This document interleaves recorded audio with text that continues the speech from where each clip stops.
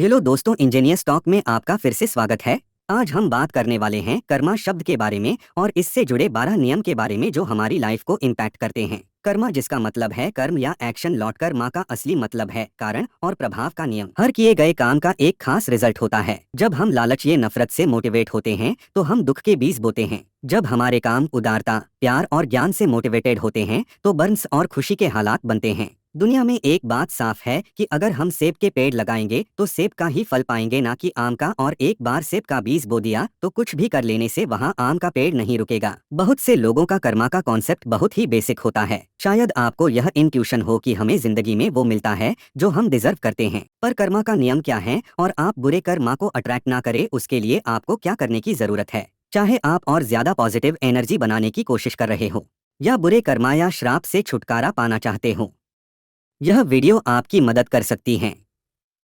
इसमें हम कर्मा के 12 नियमों को समझेंगे। इस वीडियो से आप समझेंगे कि ये सभी नियम कैसे काम करते हैं। आप सीख सकते हैं कि कैसे जिंदगी के हर हिस्से में आप अच्छा बना सकते हैं। इसमें आप रिलेशनशिप, करियर, फाइनेंशियल सिचुएशन और आपके सेल्फ कॉन्फिडेंस तक हर चीज में आपको मदद मिल सकती है। तो चलिए इन 12 नियमों को समझते हैं। द ग्रेट लॉ, इस नियम को कभी कभी कारण और प्रभाव का नियम भी कहा जाता है। ये महान नियम हमें बताता है कि जो चीजें हम चाहते हैं उन्हें पाने के लिए हमें उन चीजों को जिंदगी में शामिल भी करना होता है। यहाँ यह मैसेज आदर्शन के नियम यानी कि लॉफ्टर एक्शन से मिलता जुलता है। दूसरे शब्दों में, जो भी आप बाहर देंगे वहीं आप वापस पाएंगे, चाहे वो पॉजिटिव हो या नेगेटिव। तो अगर आप जिंदगी में प्यार चाहते हैं तो प्यार बने, अगर आप चाहते हैं तो उदार बने, और अगर आप सच्चे और अच्छे रिश्ते चाहते हैं तो आप जिन लोगों की फिक्र करते हैं उन्हें आपको अपनी ऑनेस्टली देनी होगी। The of creation, law of creation के मुताबिक अगर हमें वो पाना है जो हम चाहते हैं तो हमें अपनी जिंदगी में एक्टिवली भागीदार बनना होगा। हम सिर्फ चीजों के होने का इंतजार नहीं कर सकते। ये हम जो जिंदगी में चाहते हैं हमें उन्हीं से खुद को घेरे रखने की कोशिश करनी चाहिए, और जिसकी हमें जरूरत है उनसे रागों को अपने आसपास ढूंढना चाहिए। इस नियम को समझना उन चीजों को बाहर देखना है जो ये बताती है कि अंदर क्या चल रहा है। अगर आपको अपनी जिंदगी वैसी पसंद नहीं है जैसी वो अभी दिखती है तो अपने अंदर झांकिए और खुद से पूछें कि क्या जरूरत है। दल ऑफ ह्यूमैनिटी 12 कर्मा के नियम में बुद्धिज्म को विनम्रता की नियम पर अक्सर जोर डालते हुए देखा जाता है। आपको इस नियम के बारे में जो याद रखने की जरूरत है वह यह है कि आपको किसी चीज की सच्ची असलियत को बदलने से पहले उसे एक्सेप्ट करना होगा। एग्जाम्पल के लिए, अगर आप लगातार अपनी चीजों के लिए दूसरों पर इल्जाम लगाते हैं या जो भी आपसे सहमत ना हो उसे एक दुश्मन की तरह देखते हैं तो आप असलियत से दूर हो गए हैं।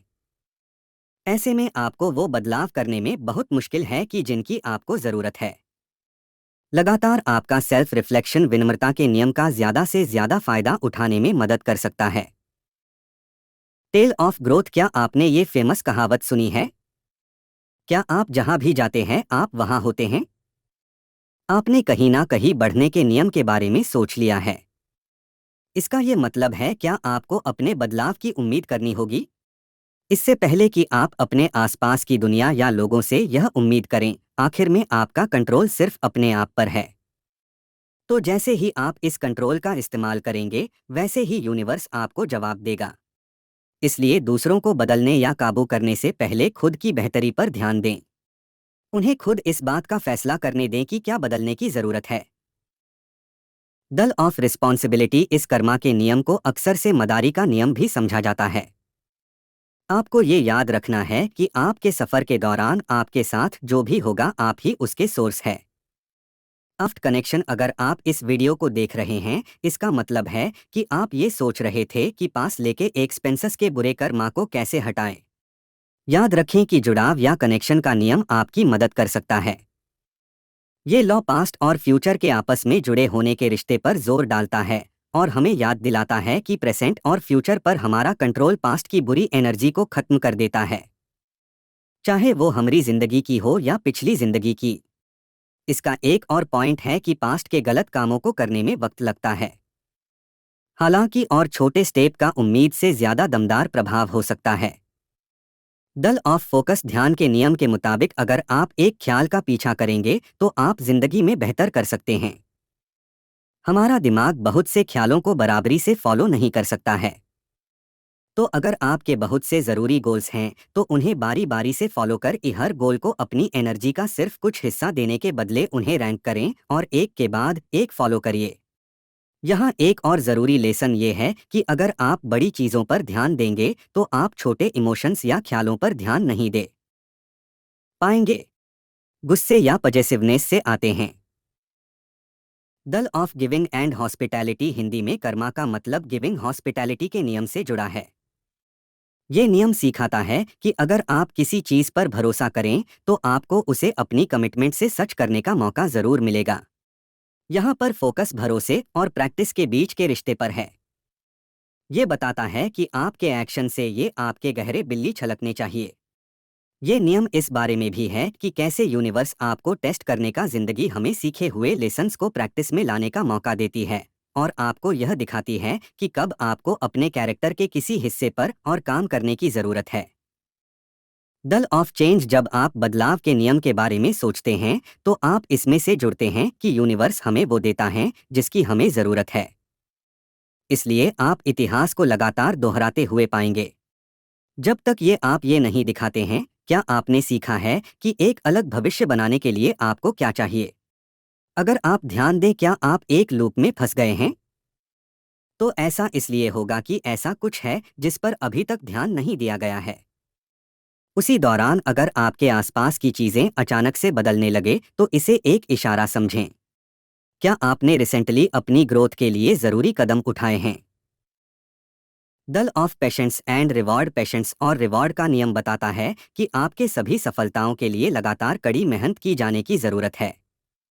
इसका मतलब है कि आपकी जिंदगी में गोल्स कुछ भी हो आपको पेशेंट और शांत रहना होगा। अगर आप तुरंत रिजल्ट की उम्मीद करते हैं तो आप आखिर में निराश होंगे। आपकी सफलता उसकी तुलना में कम होगी जो आप पाने के लायक है। इसके बदले अपना असली मकसद ढूंढें। उस मकसद के मुताबिक कदम उठाएं और इनाम का ये सोचते हुए मसाले क्या वो कर रहे हैं जो आपको अपनी अभी की जिंदगी के साथ करना चाहिए। वक्त के साथ सफलता पीछे पीछे आएगी। दल ऑफ सिग्निफिकेंस इन इंस्पिरेशन महत्व और प्रेरणा का नियम एक अच्छा नियम है। ये तब काम करता है जब आपको मोटिवेशन बूस्ट हो या आपको महसूस हो क्या आपके होने से कोई फर्क नहीं पड़ता है। यह नियम बताता है कि जो भी योगदान आप देते हैं चाहे वो छोटा हो या बड़ा उससे सभी चीज़ों पर फर्क पड़ता है। जब आप क्रिएटिव और लविंग कंट्रीब्यूशन अपने आसपास की दुनिया को देते हैं तो आपके काम दूसरों से भी सम पॉजिटिव बिहेवियर की प्रेरणा देते हैं और आपके ज़िंदगी में ज़्यादा पॉजिटिविटी वापस मिलती है। हो सकता है आपको अपना महत्व या कीमत समझ ना आए पर आपका मैं तो हमेशा से है। आपकी ना होने पर यूनिवर्सिटी एनर्जी मौलिक रूप से बदल जाएगी। गर्मा शरीर के एक्शन बोलना और मन जिंदगी के सभी सुपर असर डालते हैं। एक्शंस करने वालों पर और उनके आसपास के लोगों पर कल्पना से परे तरीकों से असर डालते हैं और कर्मा के बीच हमारी जिंदगी और दुनिया को आकार देते हैं। तो दोस्तों कर्म का नियम हमारी जिंदगी को चलाने वाले सबसे ज़रूरी नियमों में से एक है।